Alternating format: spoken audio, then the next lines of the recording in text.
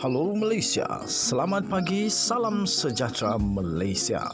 Malaysia kita punya, cintai Malaysiaku, kita jaga kita. Sebelum kita mulakan berita hangat pada hari ini, untuk anda yang baru pertama kali, silalah untuk sudi tekan butang subscribe, like dan share. Sila juga tinggalkan komen anda kerana setiap komen anda amatlah dihargai.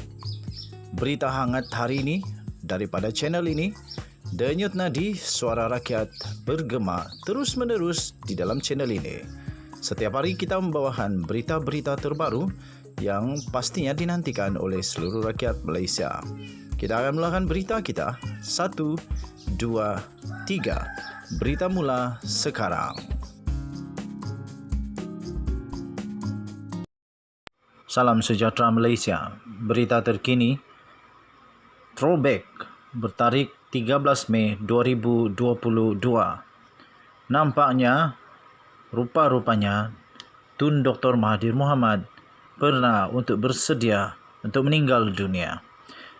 Berita dipetik semula daripada New Straits Times bertarikh 13 Mei 2022. Dalam bahasa Inggeris, I was prepared to die, Dr. Mahathir says of recent trip to IJN.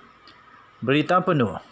Former Prime Minister Tun Dr. Mahathir Mohamad today recounted his recent elective medical procedure at the National Heart Institute IJN while sharing some insight into his 97 years of healthy lifestyle.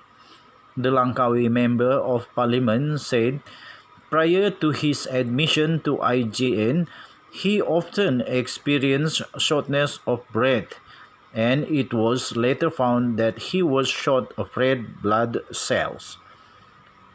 Kemudian Tun Mahathir berkata, it was to the point that I couldn't even walk a few yards.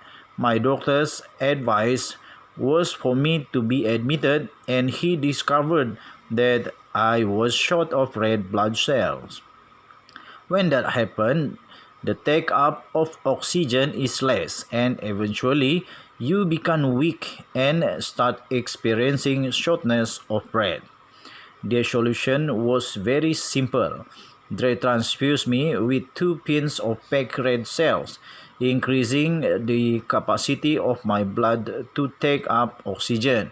And almost immediately I was able to breathe well and walk longer distance, but that was the first part of the admission to the hospital, he said during podcast session with Nono Sugar Health Today aired on its Facebook page. Dr. Mahathir was first admitted to IJN on January 7 for the elective procedure and discharged on January 13. However, he was admitted again, later discharged on February 5. During his second trip to IJN, Dr. Mahathir said he was recommended to go for a pacemaker surgical procedure, a small device implant in the chest to control the heartbeat and prevent the heart from beating too slowly. Later, they told me I'm getting old and my heart will get weaker and it may stop, but the doctor said nowadays we have pacemaker. It will stimulate the heart to pump, and so I agreed to have a pacemaker. Unfortunately, during the course of the operation, I was infected with some germs and become weak. I was slightly feverish and not well at all. I thought I was dying, so I said, "These are my last day," and I was prepared to die. But the doctor didn't give up. A panel of doctors looked after me and discussed what to do every day. They come to me and said, "Today we are giving you transfusion of or medicine or injection," and suddenly I found I was recovering. I was able to walk well. So thank you to the doctor. Aside from his unusual stop eating if the food is tasty and eat in a small amount, Dr. Mahathir said he also continues to exercise regularly based on his maximum ability.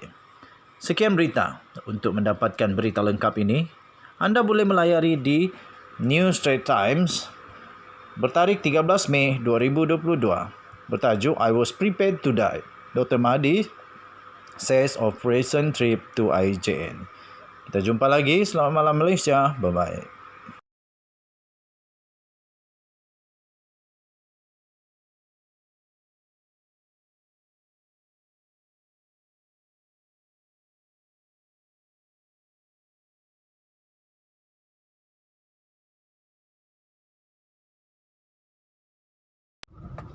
Salam sejahtera Malaysia.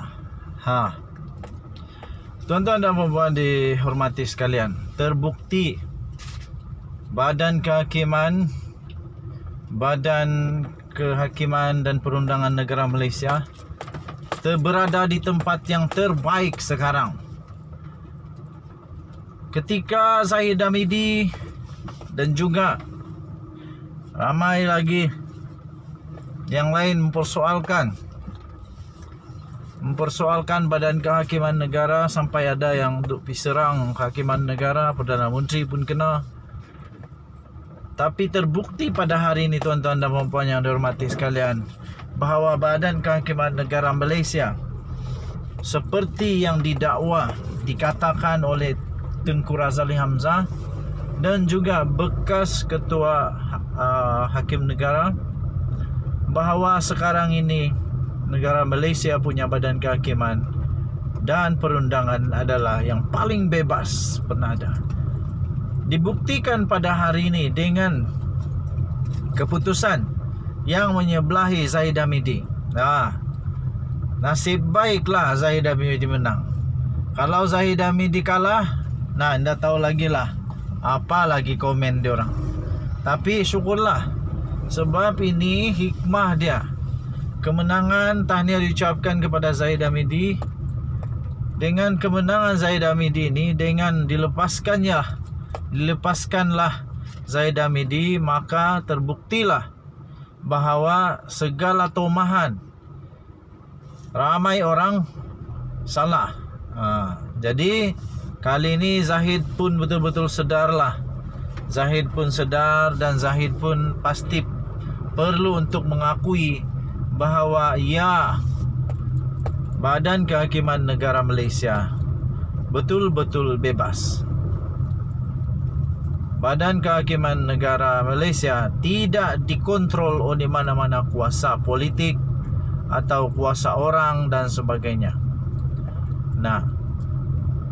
Betul tindakan Perdana Menteri apabila beliau tidak campur dalam apa-apapun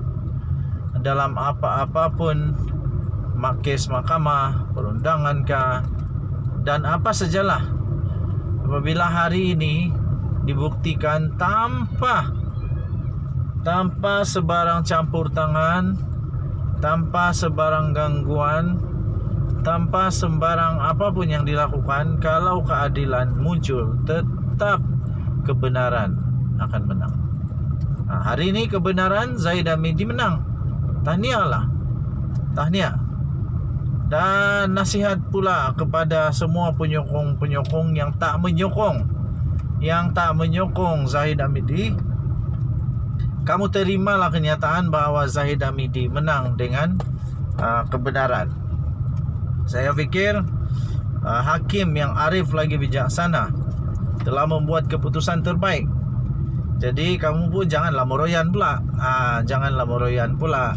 Jangan pula kamu ikut teladan orang-orang yang tak puas hati dengan mahkamah.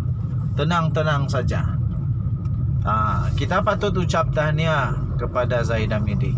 Walaupun begitu tuan-tuan dan puan-puan, ada satu lagi kes Zahid Hamidi. Yang ini 40 pertuduhan.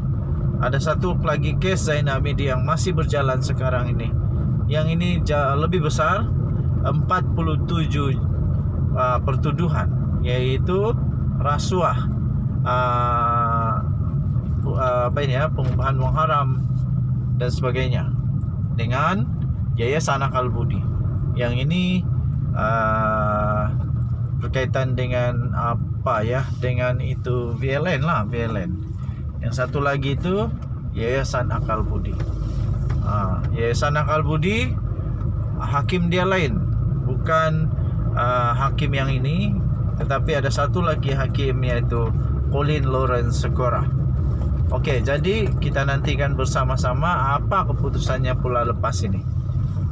Harap lepas ini jangan pula marah-marah kalau Zahid kalah. Sudah terbukti bahawa hakim Perundangan Negara Malaysia bebas. Jadi selepas ini kalau kalah, jangan komplain pula, jangan serang hakim pula, jangan kata hakim tak betul pula. Sudah dibuktikan pun. Denyut nadi suara rakyat terus bergema di channel ini.